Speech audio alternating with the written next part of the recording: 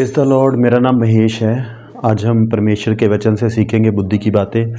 हम नीति वचन से देखेंगे जी, नीति वचन 15 अध्याय कि परमेश्वर हमें यहाँ से क्या सिखाना चाहते हैं।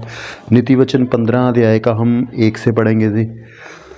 कोमल उत्तर सुनने से गुस्सा ठंडा हो जाता है, परंतु कटु वचन से क्रोध भड़क उठता है। यहाँ पे ना परमेश्वर हमें ये सिखाना चाहते हैं कि हमेशा हमारे मुंह से कोमल वचन निकलने चाहिए। उससे क्या होता है कि सामने वाले का गुस्सा ठंडा हो जाएगा। अगर कोई सामने वाला गुस्सा कर रहा है, अगर आप भी गुस्सा करने लगे तो फिर क्या होगा, उससे सामने वाले का गुस्सा ही बढ़ेगा। लेकिन अगर आप उससे प्रेम से बात करोगे, शांति से बात करोगे, तो सामने वाला भी शांत हो जाएगा। परमेश्वर में ये सिखाना चाहते हैं कि गुस्से वाले के साथ हमने गुस्से के साथ नहीं निपटना, हम उनसे प्रेम से बात करें तो वो ज़्यादा अच्छा रहेगा।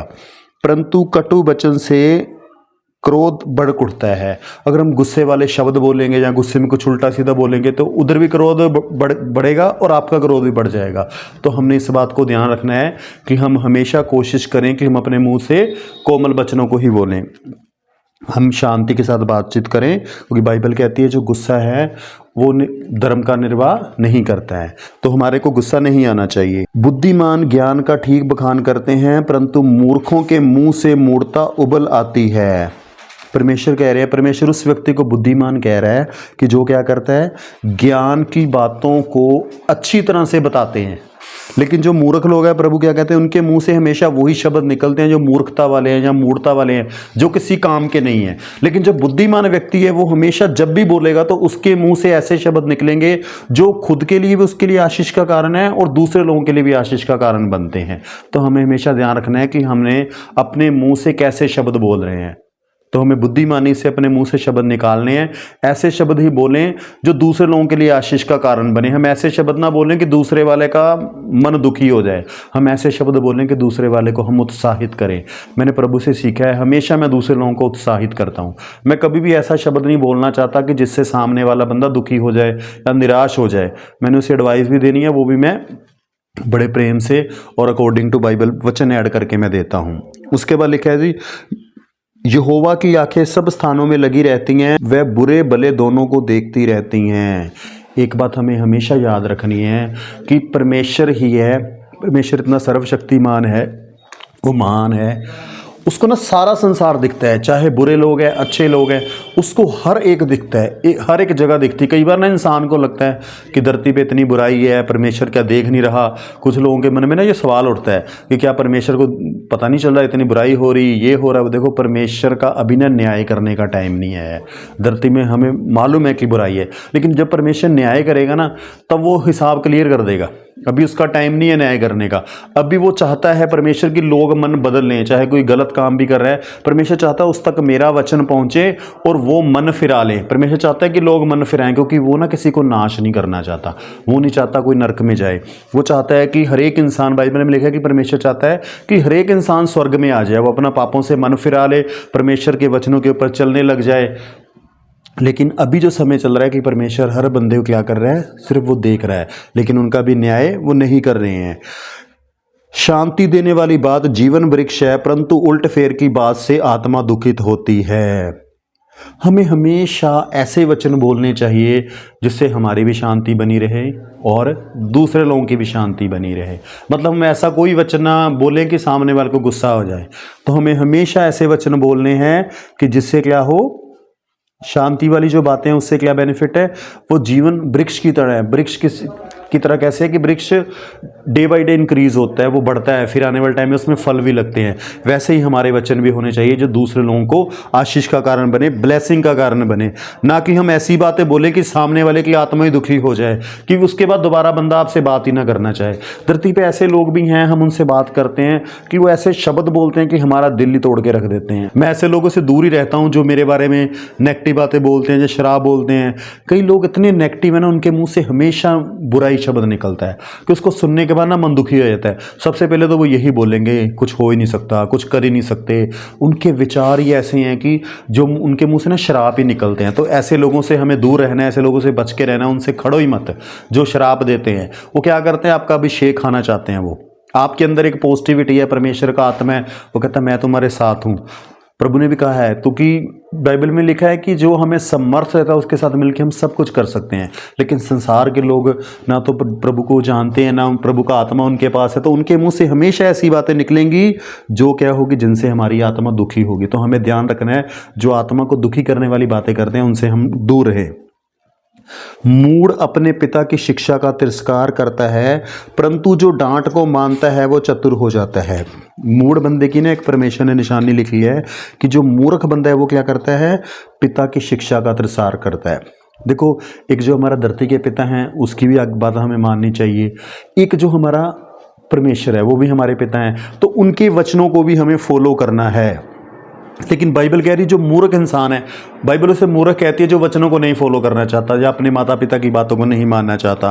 बाइबल कहती है जो डांट को मानता है वो चतुर हो जाता है। हमें ना, हमारी ज़्यादातर लोगों की ये प्रॉब्लम है कि वो डांट नहीं सुनना चाहते। लेकिन बाइबल कहती है जो डांट है उससे आपकी ग्रोथ आएगी। डांट, देखो जो बड़े हैं ना हमारे, एक चीज़ का ध्यान रखना, जो डांटने वाला है वो बंदा कौन है, बंदा ना एक्सपर्ट होना चाहिए। एक होती जलन की वजह से बंदा डांट रहा है आपको, उसको जलन हो रही है, आपको डांट रहा है। लेकिन एक चीज़ होती है कि एक बंदा एक्सपर्ट है उस चीज़ में, वो आपकी हेल्प के लिए डांट रहा है। आपने कुछ गड़बड़ करी, कुछ गलती करी काम में, वो आपको सुधारने के लिए बता रहा है। वो वाली डांट हमें एक्सेप्ट करने के लिए हमेशा तैयार रहना है। हमें धीरे धीरे इसके ऊपर काम करना है कि अगर कोई डांटे तो हमें उस गलती को, देखो गलती स्वीकार करना भी अच्छी बात है, इसमें कोई प्रॉब्लम नहीं है। इस धरती पे कोई भी इंसान ऐसा नहीं जिससे गलती नहीं होती। अगर हमारे से गलती होगी, मान लो कि हाँ हमारे से गलती हो गई है, और प्रभु से मदद मांगो कि प्रभु दोबारा हम ये गलती ना करें और उस तरीके को और बेहतर करें हम। यानी डांट को हमने क्या करना है, मानना है।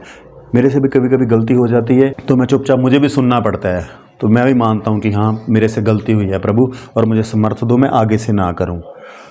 उसके बाद लिखा हो जी, धर्मी के घर में बहुत धन रहता है, परंतु दुष्ट के उपार्जन में दुख रहता है। देखो ये परमेश्वर का वादा है कि धर्मी के घर में बहुत सारा पैसा होता है। देखो मेरा मानना यह है कि पैसे से पहले हमारे घर में यीशु होना चाहिए। अब धर्मी वही है जिसके घर में यीशु है। यीशु उसी घर में रहेगा जो उसकी आज्ञाओं को मानता है। प्रभु ने कहा जो मेरी आज्ञाओं को, जो मुझसे प्रेम करता है वो मेरी आज्ञाओं को मानता है। तो हमें प्रभु की आज्ञाओं को मानना है, तो उससे क्या होगा कि हमारे घर में प्रभु किसी चीज़ की कमी नहीं आने देंगे। लेकिन लिखा है परंतु दुष्ट के उपार्जन में दुख रहता है। जो दुष्ट लोग हैं, जो परमेश्वर के वचन को फॉलो नहीं करते हैं, उनके घरों में फिर समस्या ही रहती, चाहे वो प्रभु को जानते भी हैं। लेकिन अगर वो वचन तोड़ेंगे तो उनके घरों में प्रॉब्लम्स आएंगी। मैंने ऐसे लोगों को देखा है जो प्रभु को जानते तो हैं लेकिन वचन को नहीं मानते। जब वो वचन को नहीं मानते तो उनके घर में बहुत सारी प्रॉब्लम्स आती हैं। जब उन्हें समझाया जाता है कई बार कि आप ऐसा मत करो, वो सुनते नहीं है। जब नहीं सुनते फिर प्रॉब्लम आती है। फिर दोष किसके ऊपर लगाते हैं, प्रभु यीशु मसीह के ऊपर। उन्हें लगता है, फिर कहते प्रभु तो हमारी दुआ क्यों नहीं सुनता, प्रभु ये दुख हमारे जीवन से दूर क्यों नहीं होता, क्योंकि वो लोगों ने वचन को हमेशा वो तोड़ते रहते हैं। उन्हें लगता है कि वचन के ऊपर हम नहीं भी चलेंगे तो कोई फर्क नहीं पड़ता। देखो हमें वचन को ना सीरियस लेना है और परमेश्वर का धन्यवाद करना चाहिए कि हमारे पास ये वचन है, ये बाइबल हमारे पास आई है। इनके वचनों में इतनी समर्थ है कि ये वचन हमारे जीवनों में काम करते हैं। ये वचन ही है जो हमें शांति देते हैं। ये वचन ही है जो हमें पापों से बचा के रखेंगे। ये वचन ही है जो हमें रास्ता दिखाते हैं। ये वचन ही हमें काम करने में भी हेल्प करते हैं कि काम कैसे करना है, जॉब कैसे करनी है, बिजनेस कैसे करना है। आप नीति वचन रोज पढ़िए, इसमें बहुत अकल की बातें। तो इसलिए वचनों के ऊपर हमें चलना है। बुद्धिमान लोग बात करने से ज्ञान को फैलाते हैं, परंतु मूर्खों का मन ठीक नहीं रहता। तो हमें इस लेवल पे आना है कि हम बातों के द्वारा ज्ञान को फैलाएं। परमेश्वर के वचन का भी ज्ञान हो सकता है, या जो काम आप कर रहे हो उन बातों का भी ज्ञान होता है। भी अब जब हम बात करें ना तो उससे सामने वाले का बेनिफिट होना चाहिए। जब हम किसी को शिक्षा दे तो ऐसी शिक्षा दे कि उसका बेनिफिट होना चाहिए, सामने वाला का नुकसान नहीं होना चाहिए। लेकिन बाइबल का जो मूर्ख लोग हैं ना, उनका मन ठीक नहीं रहता। वो ऐसी व्यर्थ की बातें करते हैं जिनका कोई फायदा ही नहीं है, जिनका हमारे जीवन में, जिससे हमारे जीवन में कोई ग्रोथ नहीं होगी। तो ऐसे लोगों से हमें अलर्ट रहना है। जो मूर्खों जैसी बातें करते हैं उनसे आप दूर ही रहो। दुष्ट लोगों के बलिदान से यहोवा घृणा करता है, परंतु वह सीधे लोगों की प्रार्थना से प्रसन्न होता है। दुष्ट परमेश्वर उनको बोलता है जो उसके वचनों को तोड़ने वाले हैं, जानते हैं लेकिन फिर वचनों के ऊपर नहीं चलते। अगर वो कुछ बलिदान करते हैं तो परमेश्वर को उनसे घृणा आती, परमेश्वर उनसे प्रसन्न नहीं होता। लेकिन जो सीधे लोग हैं, जो परमेश्वर के वचन के ऊपर चलने वाले लोग हैं, जब वे प्रार्थना करते हैं तो उनकी प्रार्थना से परमेश्वर प्रसन्न होता है, खुश होता है और उनकी प्रार्थनाओं को प्रभु सुनता है। तो हमेशा हमें ध्यान रखना है कि हम परमेश्वर के वचनों के ऊपर चलने की हमें पूरी कोशिश करनी है। दुष्ट के चाल चलन से यहोवा को घृणा आती है, परंतु जो धर्म का पीछा करता है उससे वह प्रेम रखता है। देखो, परमेश्वर उस बंदे से जो दुष्ट है, उसका जो चाल चलन है, उससे परमेश्वर को क्या है? नफरत है। हमें हमेशा ना खुद को चेक करते रहना चाहिए। देखो, हम भी इंसान हैं, ऐसा नहीं है कि हम सारी चीज़ें सही ही करते रहेंगे। हो सकता है कभी हमारे से भी कुछ गलती हो जाए, तो प्रभु से माफ़ी मांगो, प्रभु से दया मांगो कि प्रभु हमारे ऊपर दया कर, हम ये गलती दोबारा ना करें। क्योंकि बाइबल कह रही है कि जो दुष्ट लोग हैं, परमेश्वर अगर उनका चाल चलन गलत है तो परमेश्वर को घृणा आती है। देखो, हमारे पास ना आज एक माफ़ी है। आज हमने गलती करी, हम परमेश्वर से माफ़ी मांग सकते हैं और परमेश्वर हमें माफ़ करने को तैयार है। तो हमें ध्यान रखना है कि हम ऐसी चाल चलन ना चलें जो वचन के मुताबिक नहीं है। एक चीज़ मैं और बताता हूँ आपको, अगर चाहे कोई प्रभु का बंदा है, चाहे विश्वासी है, चाहे प्रभु का सेवक है, कोई ऐसी बात आपको करने के लिए बोल रहा है ना जो वचन मना करता है कि आपने नहीं करना, वो कहता कर लो कुछ नहीं होता, उस बात को भी नहीं मानना। मैंने कई बार ये एग्जाम्पल दिया, दोबारा देता हूँ। एक बार मुझे किसी विश्वासी ने बोला कि ऐसे ऐसे ना कुछ काम था, तो उन्होंने बोला आप झूठ बोल देना। मैंने कहा मैं नहीं बोलूँगा। मैंने कहा बाइबल में लिखा कि झूठ बोलने वाले लोग स्वर्ग राज्य में नहीं जा सकते, मुझे नरक में नहीं जाना, मैं नहीं झूठ बोलूँगा। तो इस तरह से हमें ध्यान रखना है, चाहे विश्वासी भी हो, अगर कोई ऐसी बात आपको बोलता है जो वचन मना करता है तो हमें उसके ऊपर नहीं चलना है। क्यों नहीं चलना? क्योंकि फिर परमेश्वर क्या बोलेगा? ये दुष्ट है, और उनसे परमेश्वर क्या करता है? घृणा करता है। परमेश्वर उनसे नफरत करता है। आप चाहते हैं परमेश्वर आपसे नफरत करे, लेकिन परंतु परमेश्वर किनसे प्यार करता है? जो धर्म का पीछा करता है उससे वह प्रेम रखता है। मतलब परमेश्वर उस बंदे से प्रेम करता है जो उसके वचनों के ऊपर चलने की कोशिश करता है। नहीं चल पाया कोई बात नहीं है, लेकिन कोशिश तो कर रहा है ना, परमेश्वर उससे प्रेम करता है। तो हमें वचनों के ऊपर चलने की कोशिश करनी है। और आपको हेल्प चाहिए तो आप एक प्रार्थना करो कि प्रभु मुझे एक अच्छा सेवक दो जो मुझे वचन सिखाने में हेल्प कर सके। आप चाहो तो मुझे भी कॉल कर सकते हो, आपको मेरा मोबाइल नंबर मिल जाएगा। कभी भी बाइबल के बारे में कुछ भी पूछना है, कोई भी आपके मन में सवाल है, कुछ आप पूछना चाहते हो, आप कभी मुझे फ़ोन कर सकते हो। मैं आपको बाइबल के मुताबिक कुछ भी वचन को पूछना तो मैं आपको बता सकता हूँ। मैं चाहता हूँ कि आप लोग प्रभु में बढ़ो, आपका आत्मिक लेवल इंक्रीज़ हो, आप परमेश्वर के वचनों के ऊपर चल सको। मुझे भी प्रभु ने काफ़ी अच्छे अच्छे सेवक दिए जिनसे मैंने सीखा, उन्होंने मेरी हेल्प करी, उन्होंने मुझे वचन पढ़ने सिखाए, वचनों को समझना सिखाया, उसको चलने में मेरी हेल्प करी। मुझे जब भी ज़रूरत होती थी मैं लोगों को फ़ोन करता था, प्रभु के सेवकों को, उनसे पूछता था, मैं सवाल करता था, तभी आज मैं आपको सिखा पा रहा हूँ। तो हमें क्या करना है कि जो प्रभु के वचन हैं उनके ऊपर चलने की हमें कोशिश करनी है। जो मार्ग को छोड़ देता है उसको बड़ी ताड़ना मिलती है, और जो डांट से बैर रखता है वह अवश्य मर जाता है। देखो, हमें मार्ग नहीं छोड़ना। मार्ग कौन सा है? परमेश्वर के वचन। जो वचन हमें अलाउ करते हैं वो काम करो, जो वचन हमें मना करते हैं वो काम हमने नहीं छोड़ना। अगर हम मार्ग छोड़ देंगे तो उससे क्या होगी? बड़ी ताड़ना मिलती है, मतलब उससे हमें नुकसान ही होने वाला है। जो डांट से बैर रखता है वह अवश्य मर जाएगा। ये मैंने ना देखा है लोगों के जीवनों में, और थोड़ी सी भी ना डांट नहीं सह पाते। अगर किसी ने डांट दिया तो उस चीज़ को बदल लो ना, वो हमारी भलाई के लिए है ना। कोई अगर हमारा बड़ा है, चाहे हमारे माँ बाप हैं, जहाँ हमारा कोई बड़ा भाई है, जहाँ हमारी कोई बड़ी बहन है, अगर वो अकॉर्डिंग टू बाइबल वचन के मुताबिक आपको कुछ समझा रही है या डांट रही है तो उसकी बात मानो। अगर आप उस डांट को नहीं सहोगे, वो दोबारा आप अपने जीवन में उस द्वार को बंद कर रहे हो जो आपका जीवन सुधार सकता था, बदल सकता था। आपने उस डांट को क्या कर लिया? आपने एक्सेप्ट नहीं करा। अब मतलब दोबारा आपको नहीं डांटेगा, वो चुप हो जाएगा। जो प्रभु का रियल बंदा है, परमेश्वर से प्रेम करने वाला, वो जबरदस्ती नहीं करेगा। वो एक बार समझाएगा, 2 बार समझाएगा, तीसरी बार वो चुप हो जाएगा। वो बोलेगा ठीक है भाई, आपको जैसा अच्छा लगता है आप वैसा ही करो। तो अगर कोई डांटने वाला बंदा आपके ऊपर है ना, तो प्रभु का धन्यवाद करो। वो डांट हमारी ग्रोथ के लिए ज़रूरी है जी। वो डांट ही है हमें जो ग्रो करेगी हमारे जीवन में। आगे हम 12 नंबर पढ़ेंगे जी, 15 का 12। ठट्ठा करने वाले डांटे जाने से प्रसन्न नहीं होता और ना वह बुद्धिमानों के पास जाता है। ये जो ठट्ठा करने वाले लोग हैं ना, इनकी खास बात क्या है? अगर इनको डांटो तो ये खुश नहीं होते और ये बुद्धिमानों के पास नहीं जाते। बाइबल कहती है बुद्धिमानों की संगति करो तब तुम बुद्धिमान हो जाओगे। हमें ध्यान रखना है, अगर संगति करनी है तो बुद्धिमान लोगों की करो, अदरवाइज मत करो। देखो संगति, एक चीज़ और बताता हूँ, हमें इंस्टाग्राम, फेसबुक, यूट्यूब, इनके ऊपर भी ध्यान रखना है। यहाँ भी बहुत सारे लोग ऐसे भरे हुए हैं जो ठट्ठा करने वाले हैं। जो मजाक करने वाले हैं, जो ऐसी वीडियो अपलोड करते हैं जिनका हमारे जीवन से कुछ लेना देना नहीं है, तो ऐसी वीडियो को मत देखो। उनको देख देख के आपका दिमाग भी उनके जैसा ही हो जाएगा। हमें अपने दिमाग का ना इसको ध्यान रखना है, इसको ऐसी चीज़ें नहीं दिखानी जो जिसका कोई फ़ायदा नहीं है। ये आपका दिमाग ख़राब कर देंगी, मतलब ये किसी काम का नहीं रहेगा। व्यर्थ की बातें ना हमने सुननी है ना हमने बोलनी है। अगर व्यर्थ की बातें आप सुनोगे तो फिर आप धीरे धीरे बोलने भी लग जाओगे। तो इसलिए हमें क्या करना है, ठट्ठा करने वाले लोगों के साथ संगति नहीं करनी है। किसके साथ संगति करनी है? बुद्धिमान के साथ। देखो यूट्यूब के ऊपर या इंस्टाग्राम फेसबुक के ऊपर ऐसे बंदे को सुनो जो आपके जीवन में ग्रोथ के लिए बदलाव लेके आ रहा है। जो आपके पास टैलेंट है उस टैलेंट को बढ़ाने के लिए आप सुनो, है ना। सही देखो, हमें शिक्षा भी ना सही लेनी है, ऐसी शिक्षा लेनी है जो हमारा जीवन ग्रोथ करे। ग्रोथ के लिए परमेश्वर ने हमें आशीष देने के लिए चुना है। हमें अपना समय व्यर्थ की बातों में, ठट्ठा वाली बातों में नहीं देना है। मन आनंदित होने से मुख पर भी प्रसन्नता छा जाती है, परंतु मन के दुख से आत्मा निराश होती है। हमें हमेशा आनंदित रहना है, हर हाल में आनंदित रहना है। हालात अच्छे हैं हम तो भी खुश हैं, हालात बुरे हैं हम तो भी खुश हैं, क्योंकि हमारा परमेश्वर यीशु मसीह है जो जिंदा है, जो सुनता भी है, जो देखता भी है, जो बोलता भी है। ठीक है ना, उसको हमारा ध्यान है। बाइबल कहती है मत डर, इधर उधर मत ताक, मैं तेरे साथ हूँ। वो हमें छोड़ने वाला नहीं है।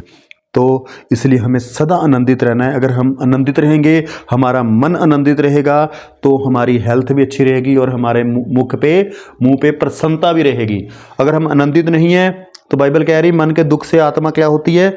निराश हो जाती है। अगर आपका मन दुखी रहेगा तो उससे आत्मा भी निराश रहेगी।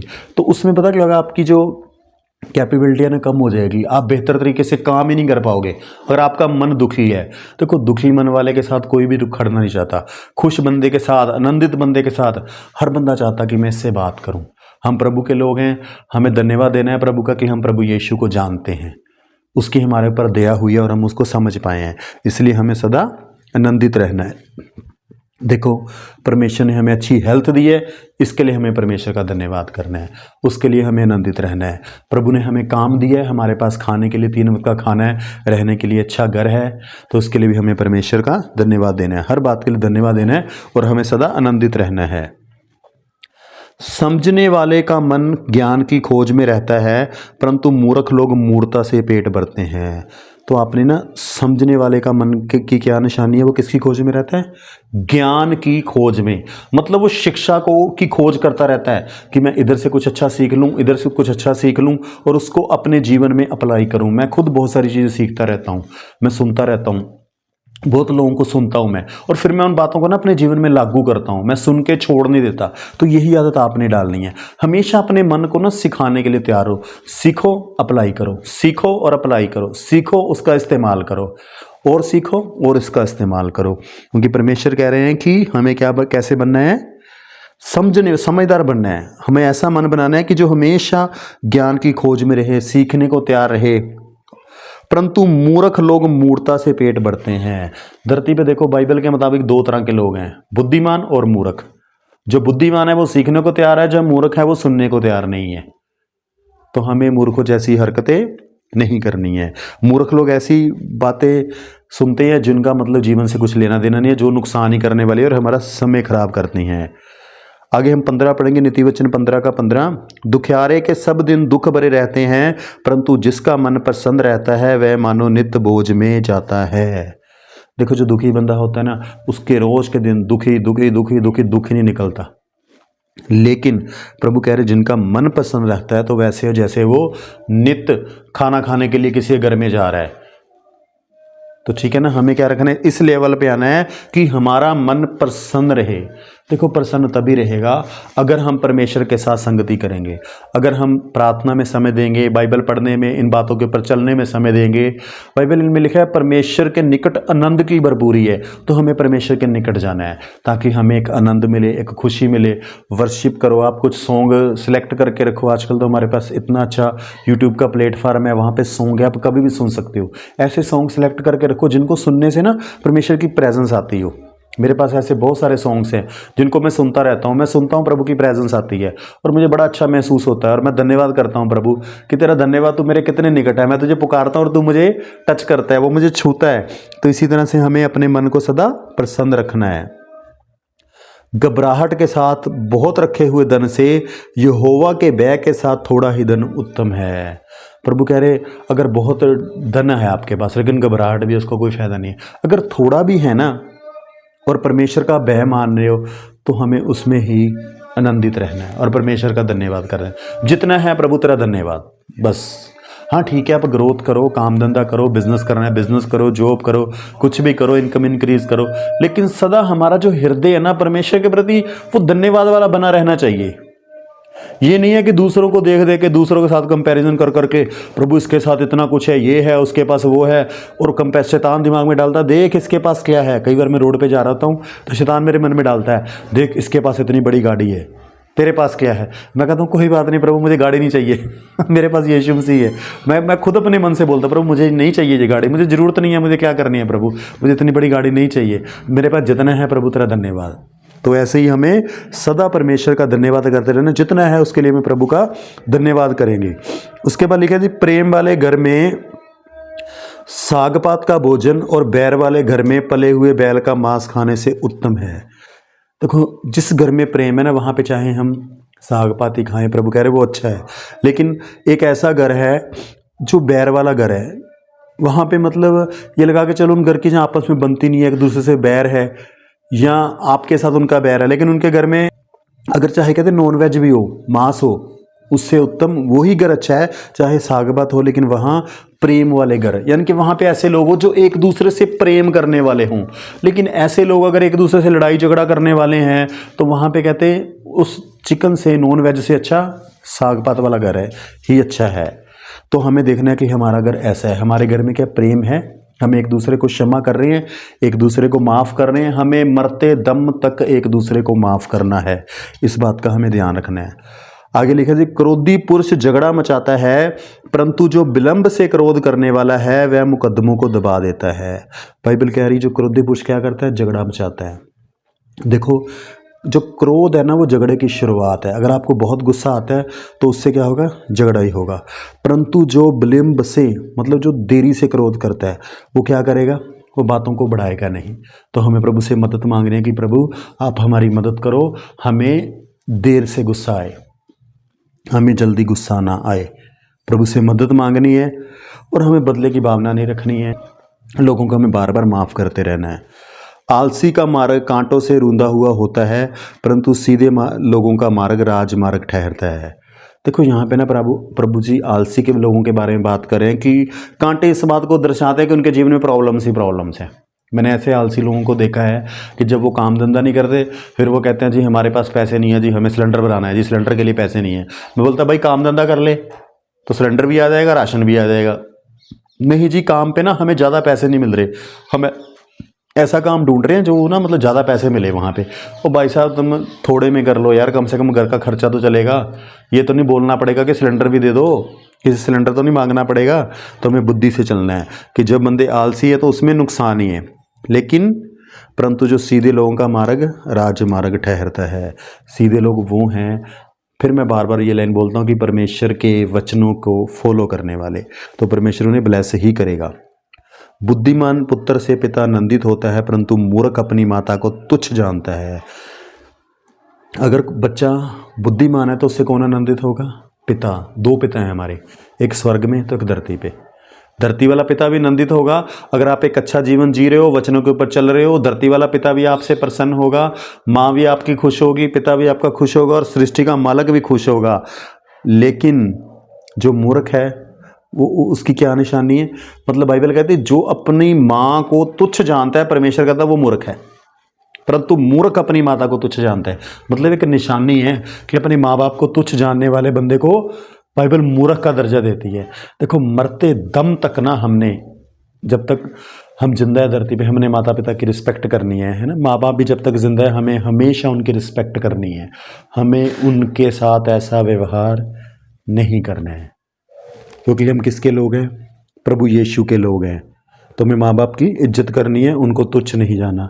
देखो संसार के लोग क्या कर रहे हैं, फिल्मों में क्या हो रहा है, नाटकों क्या हो रहा है, हमें कोई मतलब नहीं है।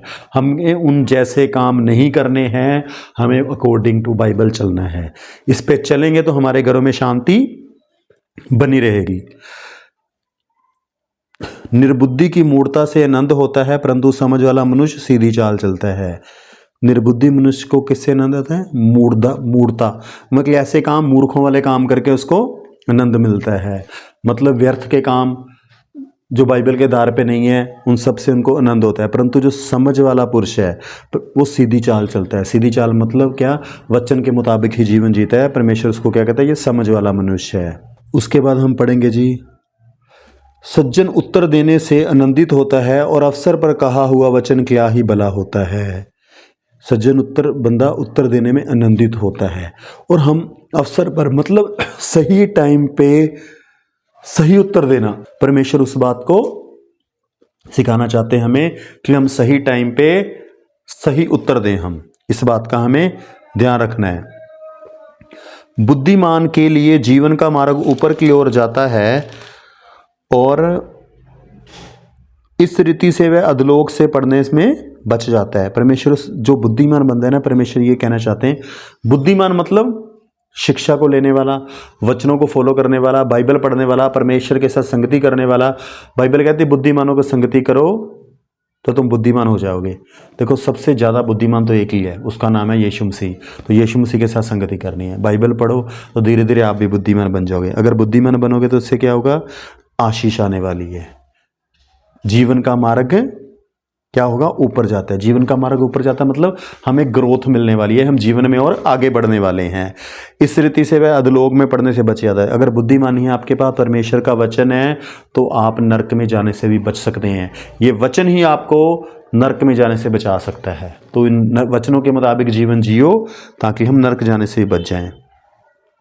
यहोवा अहंकारियों के घर को ढा देता है, परंतु विधवा की सीमाओं को अटल रखता है। परमेश्वर क्या करता है? जो अहंकारी लोग हैं उनके घरों को क्या करता है? वो ढा देता है जी। मतलब अहंकारी लोगों का परमेश्वर नुकसान कभी भी कर सकता है।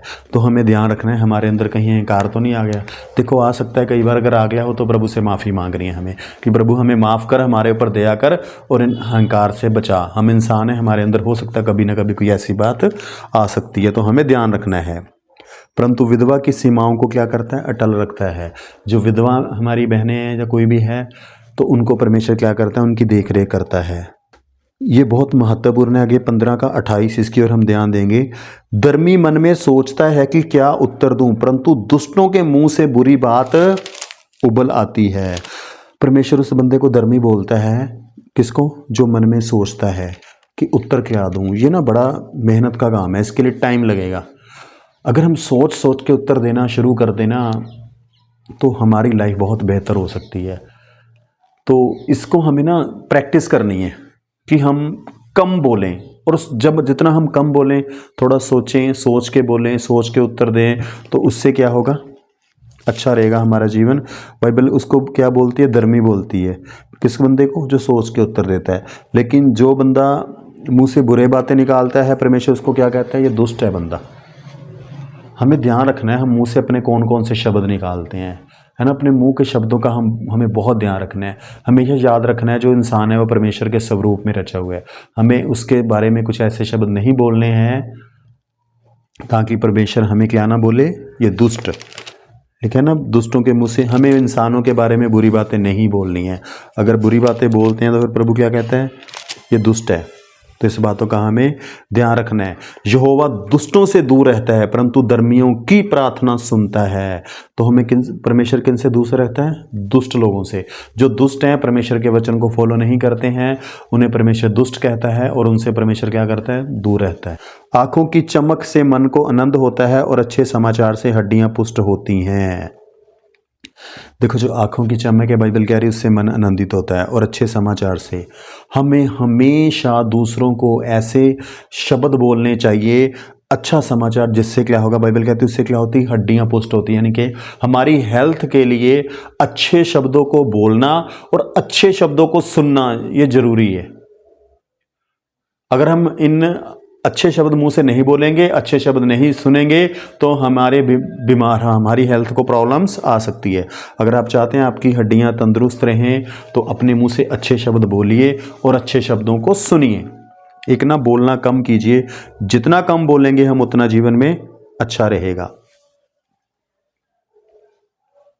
जो जीवनदायी डांट कान लगाकर सुनता है वह बुद्धिमान के संग ठिकाना पाता है। देखो, बुद्धिमान के संग अगर आप चाहते हो कि आपकी संगति बुद्धिमानों के साथ हो तो आपके अंदर क्या चीज़ आनी चाहिए? खुद को ना हमें बेहतर बनाते जाना है डे बाय डे।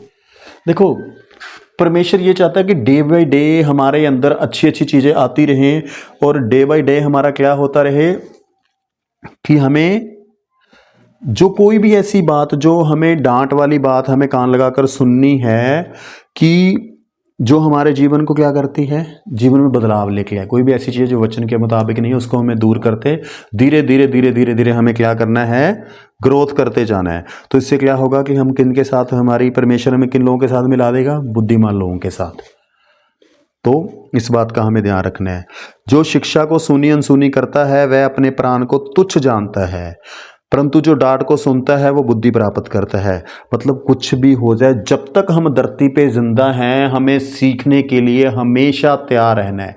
शिक्षा सुननी है हमें। देखो, कम से कम ज़्यादा नहीं ना, 1 घंटा रोज शिक्षा लेनी चाहिए।